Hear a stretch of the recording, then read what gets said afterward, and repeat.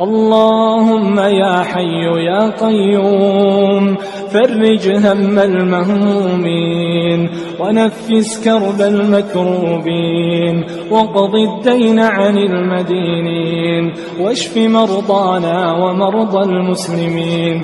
اللهم عجل بشفائهم، اللهم داوهم بدوائك، اللهم ألبسهم لباس الصحة والعافية واجمع لهم ما بين الأجر والعافية يا رب العالمين. اللهم اغفر للمؤمنين والمؤمنات والمسلمين والمسلمات الأحياء منهم والأموات.